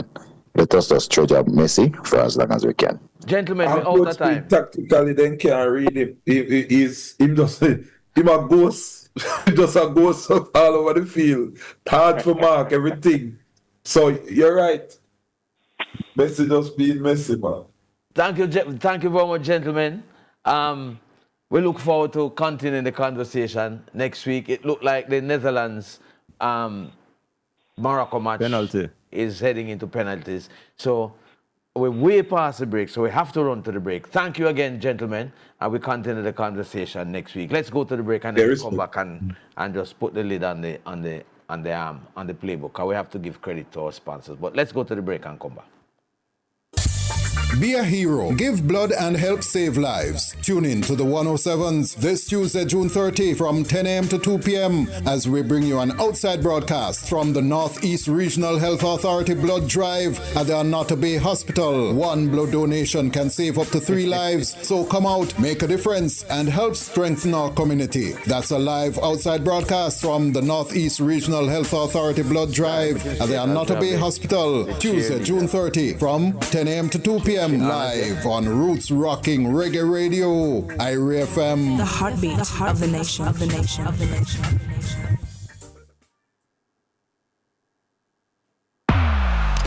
Glow, Jamaica's mobile network is now 5G with crystal clear calling, the fastest speeds and stronger connections. Add postpaid mobile to your home internet and power up with 80 gigs of mobile data, unlimited social, YouTube calls and texts for only $3,700 plus GCT. And get a $20,000 gift card plus a free subscription to the Blue app to stream sports and entertainment. Enjoy faster browsing, sharper gaming, and take the power of Flow 5G with you. This is Jamaica's network. Visit discoverflow.com. Conditions apply. Come back, we could don't have them be. Learn about agriculture, have fun and laugh with the whole family. Don't have them be. Come back, we could don't have them be. And the biggest agriculture show in the Caribbean, say July 31 to August. We are gonna have one heap of livestock on display. In this village, with the picnic them play. Come and have time, can go to the bathroom and get your heart redeemed.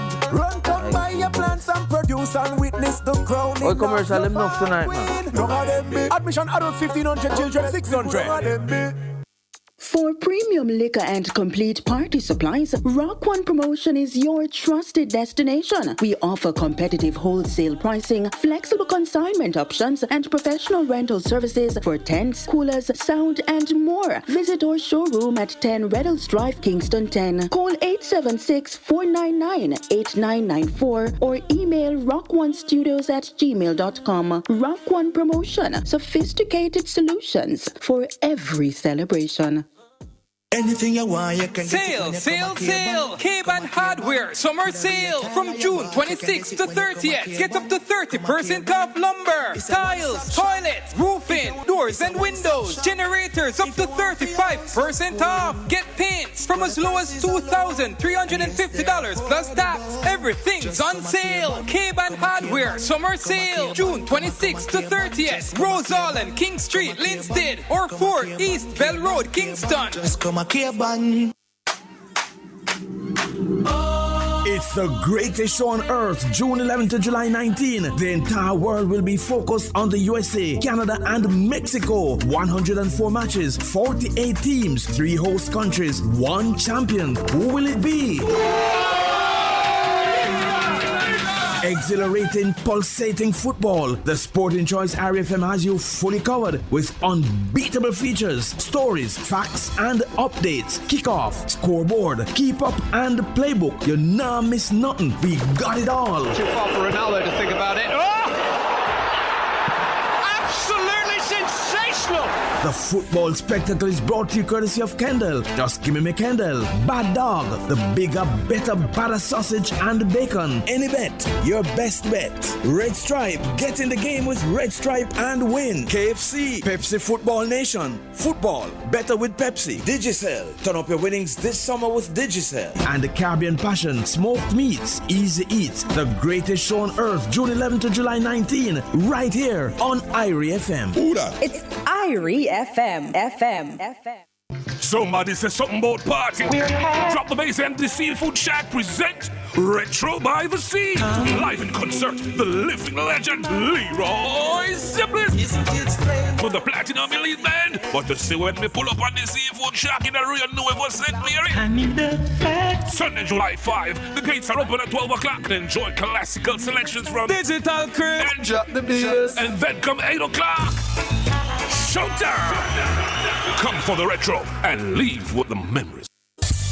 Be a hero. Give blood and help save lives. Tune in to the 107s this Tuesday, June 30 from 10 a.m. to 2 p.m. as we bring you an outside broadcast from the Northeast Regional Health Authority Blood Drive at the Anata Bay Hospital. One blood donation can save up to 3 lives. So come out, make a difference, and help strengthen our community. That's a live outside broadcast from the Northeast Regional Health Authority Blood Drive at the Anata Bay Hospital. Tuesday, June 30 from 10 a.m. to 2 p.m. live on Roots Rocking Reggae Radio, IRA FM. The heartbeat of the nation, of the nation, of the nation, of the nation.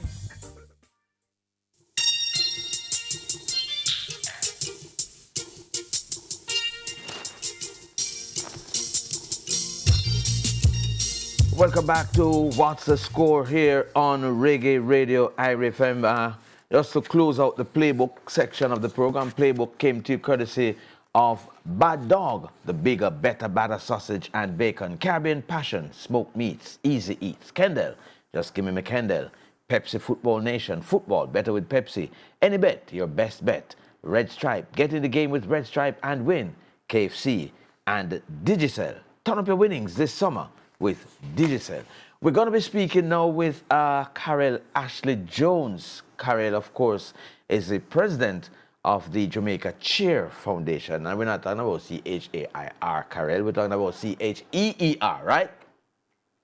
Yes, we're talking about C-H-E-E-R. What is that about? I see you have the finals of the cheer competition coming up on July 4th. Tell us about what that entails. Sure.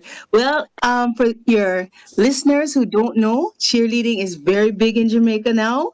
We are now an Olympic sport, believe it or not. So we have national cheerleading finals here in Jamaica, and it's going to be this Saturday, July 4th at Wilmer's Auditorium, where the teams get to display their routines and have the opportunity to represent Jamaica in cheerleading worlds overseas. And eventually, we have a national team preparing for the Olympics. Okay. Can you believe that? A national team? Cheerleading? Pardon? Yes, cheerleading for the Olympics? It's now an Olympic sport. Did you know that, Robert? Never know. And Roger? We never know. Yes, certainly. Yeah, man. Yeah, that's how we just need someone to pick it up, and I believe that hopefully 2032 Australia will pick it up. I'm not quite sure why LA didn't pick it up for 2028. I know it has some kind of gymnastic politics going on, but we're hoping Australia will take it for 2032. But someone is going to take it, and it's going to be amazing to see Jamaica in cheerleading. Okay. We're doing amazing things.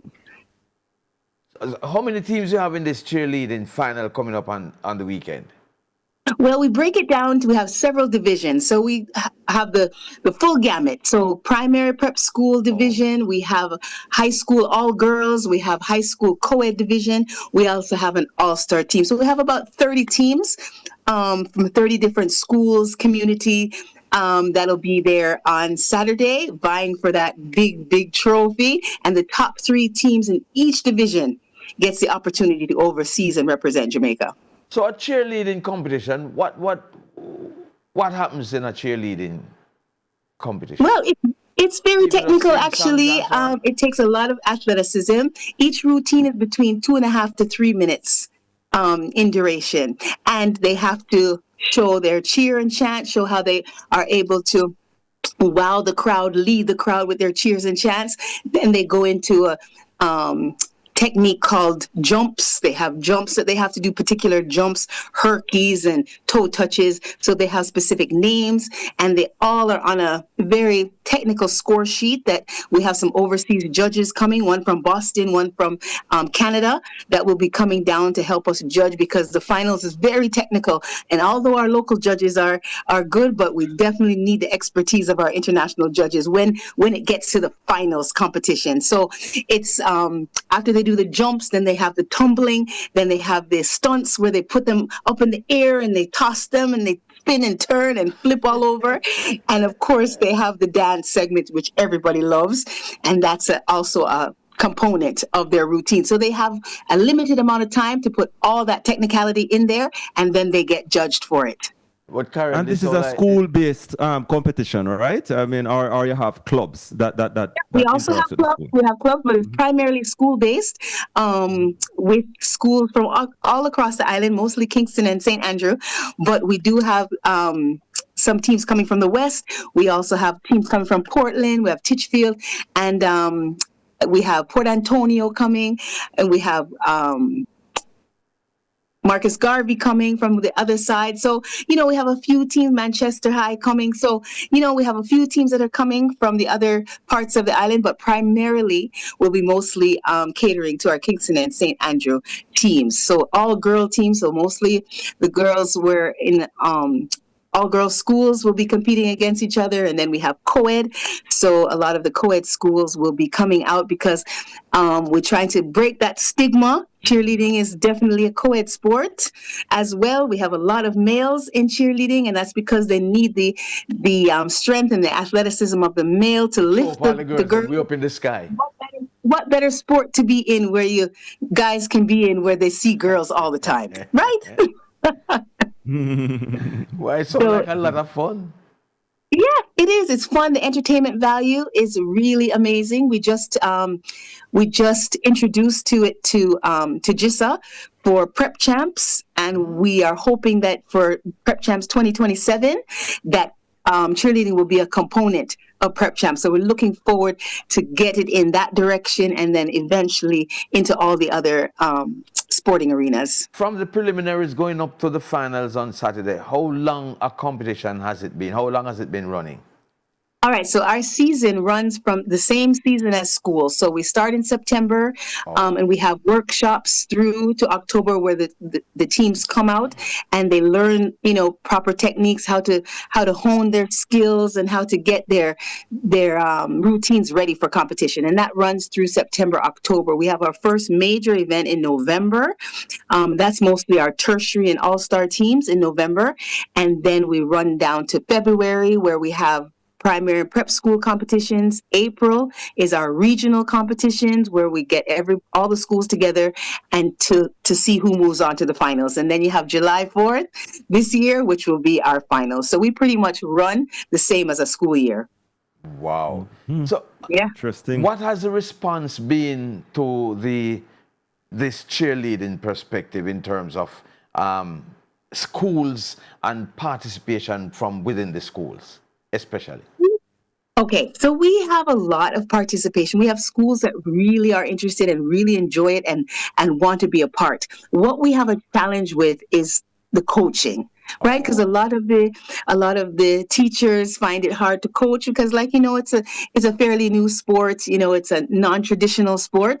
So the coaching is what we really have a challenge with. So we've been working with GC Foster, been working with certain schools that the kids, the students that come out of, especially GC Foster, that are going into the primary level, we try to work with them to get coaches so that we can put them in the school so that they can start to teach. We have a lot of cheer clubs within the prep schools and primary schools, just like you'd have swim club, or you'd have your track club, you'd have your chess club. We get cheer club in there as well. So we have a good support with the schools. They love it because, you guys remember Sports Day and always have cheerleading as a part of it. And that's the most fun part. Everybody wants to come and see the cheerleading section of Sports Day. So it's kind of evolved from that. And all the schools are excited to participate. But like I said, it's challenging to get the coaches, to get the teams together. Let me interrupt you a second here, Karel, just to let our listeners know that Morocco is into the round of 16 at the World Cup. So those who are saying the Netherlands are going to win this World Cup, you can forget that because Morocco are through. They won over the Netherlands 3-2 on penalties. So this has certainly been a day, for all our Germany people and Paraguay taking it. Is two giants of world football falling today. More interesting, I can tell you. Yeah. So Karen, as we look forward to Saturday, when does it get underway on Saturday, and what would you want to tell folks who want to be a part of that event to do? Sure. Everybody can come out. It's a wonderful family event for the entire family. We start at 10 o'clock in the morning. That's when we have our registrations. All the teams come to practice and get registered. And then by 12 o'clock, we kick off competition. We go from 12 to about 4 o'clock in the afternoon. And then after 4 o'clock, we have a nice little cheer fete we're going to have this year where the kids can just enjoy themselves, have fun, camaraderie among all of them, and show their trophies, their medals. We have Little Caesars on board, our title sponsor. So we'll have lots of pizza for everyone. We have prizes to give away. They're coming with their Little Caesars cheerleaders. They're coming with their mascot. So everyone needs to come out to have a lot of fun. Busta's also on board. We're going to be having a mocktail little celebration as well. And you'll be able to see all those mocktails that the kids will be participating in, and you'll be able to make your own mocktail as well and signature it. So it's going to be a lot of fun. Everybody can come out, something that's family oriented and really see Jamaican fun and athleticism, something different, something exciting that everyone will want to come out and see. So come on out July 4th at Wilmer's Boys Auditorium, be a part of the excitement, be a part of the fun, and say, what? We have this in Jamaica? And see how fun it is. All the best, and thank you for speaking with us, and we wish you all the best in the endeavor on Saturday. Thank you so much. Thank you for having me, guys. And continue England all the way. Woo! England? All right, Karel. Well. All right, so I think we have some callers. Let's run through quickly and see what we can. We have a few minutes left on the program. Caller, good evening. Welcome. Caller? I think go ahead. Good night, Robert. Talk to me. Good night. Sorry, sir. Boy, let me move from the night. Cause me da cuss if me not get through, you know. What a cuss. Knock out with it now, so the man them upgrade the thing. We have all hydration bread. Yeah. Cup and the thing. All right, what I say them I do now?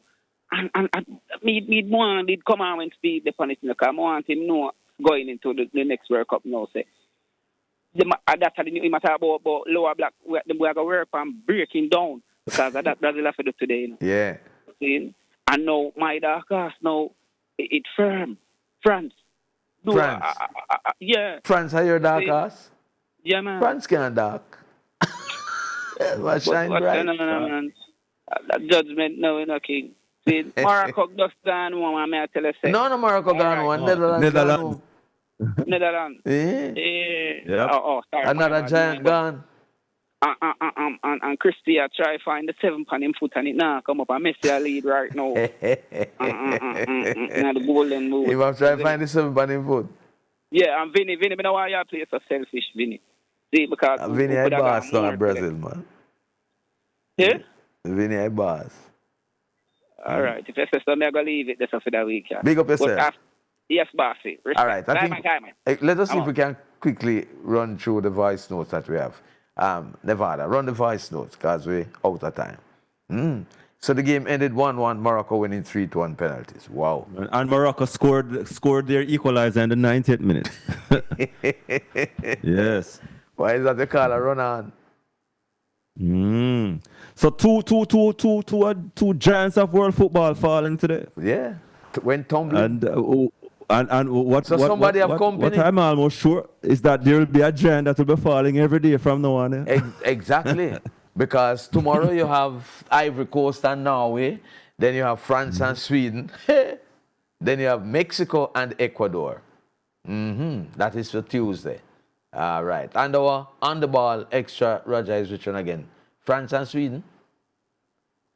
Yes. Our on the ball extra is France and Sweden. That is the 4 o'clock game. Yeah. We have voice note quickly because we on the button. Let us take even one of the voice notes. Go right ahead. Good night, Robert. Big up yourself. Roger, Wade, and to all the sporting fraternity and everybody who involved in sports. Run road bar, Straggy there, check in. Me someone say Brazil to the world. Yeah, man. I wonder if it never happened to the way Brazilian fans, them, you know, say we are going to wave the flag. Aye, yeah. I don't know. So, my day home now, me and Jeffrey Jaim, Claudine James, we check in upon the program, because you know, it's my program. And on nobody else's program. Our program, and it's a #1 program. Run road bar, Straggy from Brownson Orange, represent for all boxing CMA. Big up yourself, Fraggy. Box me, Ross box. Big up on yourself, because I check in Broadgate, CMA. Yeah, man. Irish, the whole world, I cry. All right. That was, as I've said that a long time, I'm hear from Bayer. World Cup I go on, I'm hear from Bayer. What go on, Bayer? Oh, is that England man, that's, you know. But as a Roger, it looked like when I was speed word coming to pass, you know, it's only... Morocco. Morocco speak English and French, but it's predominantly French. They're more French than English, so I would have to call them a French, but maybe the English part of them might have carry with you. But depend on the English part of them be carry. It's not a joke. This Morocco team is not a joke team, you know. But as Omar just pointed out earlier, I wasn't even looking at it. Significant strides that they have made in every aspect of the football. So no man, the Morocco team, no one the old time Morocco team, them used to just come and make up numbers. Yeah, man, them thing big. Oh boy. Okay, so that is it for tonight. You know, we continue to follow what is happening at the World Cup with our features, and tomorrow, as we say, we have the on the ball extra again at 4 o'clock match between France and Sweden. And as Roger said, more big teams are going to be falling. Well, we don't really want France fall tomorrow. No, sir. I want to say thanks to everybody for being a part of the program. Thanks to all our very special guest coaches, Rodal Speed, Donovan Ducky. We also had our Reggae Boys manager, Omar Stennett, and coach David Price. We also spoke with Karel Ashley Jones, the president of the Jamaica Cheer Foundation. Very special thanks to our callers, our listeners especially. And we also want to say thanks to DJ Collision, our technical operator, Peter Broadber, our social media coordinator, Kemar Sharp, our studio engineer, and our producers, Nevada Morgan and Dwight Fraser. My name is Robert Williams. I'm Roger Haspel. Same time, same place when we have more on What's the Score. Have a good evening.